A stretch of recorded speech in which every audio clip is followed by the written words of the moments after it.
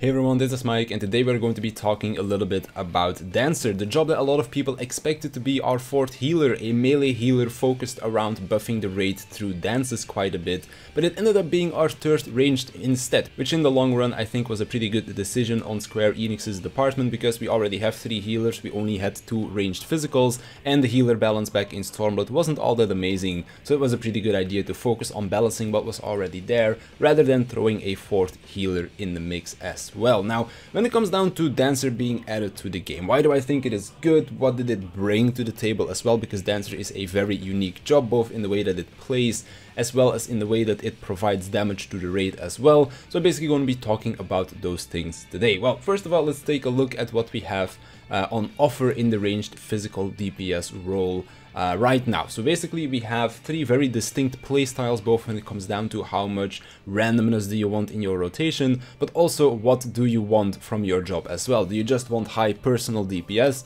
Then you have something like a machinist. Do you want to be the support of the group? Then you can play something like Dancer, and Bard is kind of smack in the middle of it, because it does still do more personal DPS than a Dancer, but it still also provides the raid DPS in the raid buffs that Machinist does not.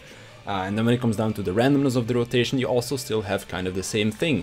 Machinist has 0 randomness in its rotation, Dancer has pretty much only randomness in its rotation, as the only thing that isn't random is your dances whenever your flourish comes up, as well as your 1-2 combo, but everything else, the flourishes, the 4-fold feathers, the fan dance 3, your esprit gauge, that is all random, generated through just basically getting lucky.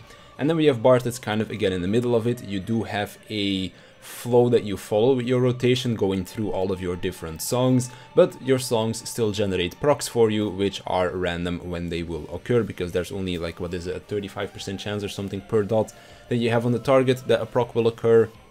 So that's basically still some RNG in there as well. Now, for me personally, I am somebody that really enjoyed Machinist back in Stormblood. I picked it up at the end of Heavensward, I played it a fair bit throughout the raiding there as well. But when I came down to Stormblood Machinist, that is where I really fell in love with the job. The 1-2-3 combo, which was completely based on procs again, was really fun. You had some way to force the RNG on your procs with using reload and quick reload to get that ammo. Whenever you had ammo loaded, you would force procs on your 1-2-3 combo, and then you had the 1-minute burst windows with your wildfire, and then at 2-minute it was a little bit stronger because you had your hypercharge and rook overload at that point. But going into Shadowbringers, as everybody knows at this point, Machinist received a gigantic overhaul, and it plays nothing alike what it did back in the day. And for me that was a little bit unfortunate, because I really enjoyed Machinist back in Stormblood. I was one of the very few people that did, because a lot of people did not like the clunkiness and like how latency affected your play as well, whereas latency is still an issue for Machinist to this point, so I don't really think they fixed it all that much.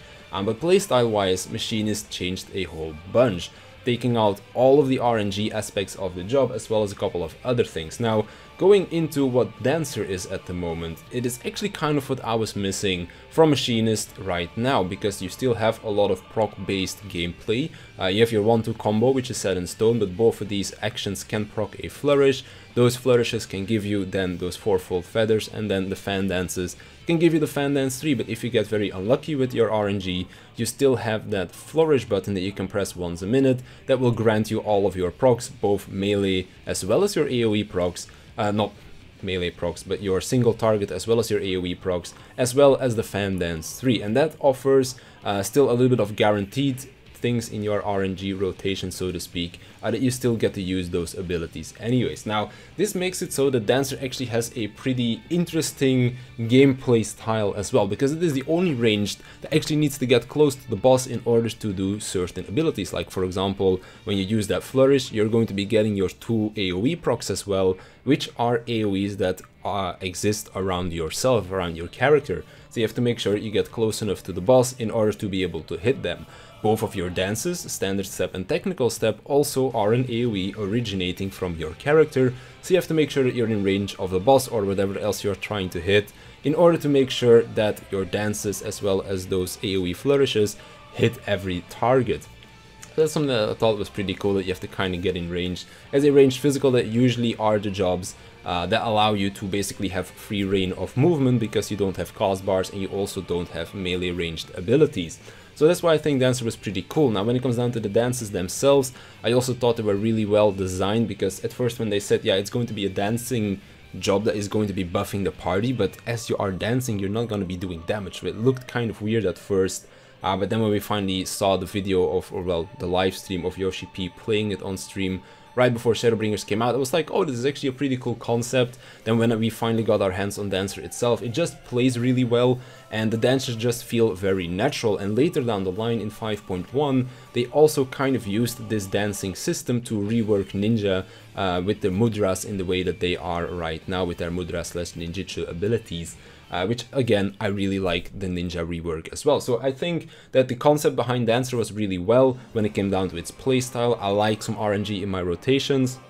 Again, if you're unlucky with RNG, you do have those flourishes to kind of help you out there. Now, when it comes down to playing Dancer in a raiding environment, a lot of people, to me, when I first made like the level 80 overview of Dancer, when I got it to 80, when I talked about its abilities, that kind of stuff, and also in some of my more recent videos as well, people ask me, is Dancer good enough? Because it feels a little bit underwhelming. And that might be because Dancer's personal DPS is very low. It is the lowest DPS job in the game, and thus because of that some people might have concerns. But on the other hand, it is also the one DPS job that buffs the rest of the raid so much. And if you just look at something like, for example, Astrologian, that is the lowest DPS healer in the game, but on the other hand they provide so many raid buffs that it is actually the highest raid DPS healer in the game, and which is why they are relatively desired in raid compositions as well. And Dancer is no exception. Now, the only difference between a Dancer and an Astrologian, for example, is that Dancer is mainly going to be providing one person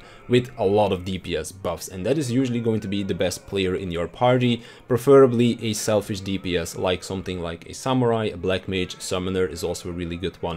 And there's a couple of others like Monk, Ninja, they are also still pretty strong, and I guess Machinist would probably work as well. Well, double range isn't really something that's being run at the moment. But basically, there are a couple of things that usually work. Now, the thing is, if you are playing with the best players in the world, then this is of course always going to be a good idea, because those players will play well and they can utilize all of the buffs that you provide for them. However, when we're talking about the average player, the average group, when it comes down to raiding in Final Fantasy XIV, you're not always going to have amazing players on your team. Maybe you are the amazing player on the team, and then you playing something like a Machinist would be much more beneficial when it comes down to overall contribution to the raid, because Machinist only requires you to be the good player, whereas when you're playing Dancer, you are requiring your dance partner to be the good player. But of course, this works the other way around then. So for example, if you are the amazing player in your team and the rest is below average, you playing something like a Machinist is going to be much better. But if it's the other way around and you are the average player in a group of really good players, then it's going to be much better for you to play Dancer and then buff those amazing players on your team so much more. Or of course, if there's only one great player in your team, then just throw the dance partner over to him or her, and then they can carry the damage, so to speak. So I really think that the concept behind the whole dance partner mechanic is pretty cool. It might make it so that when you play it in Party Finder environments, it might not always be that amazing, because you of course can't guarantee that you're going to be playing together with really good people in Party Finder. So that is why something like a Machinist of a Bard would be a little bit more beneficial towards the raid group.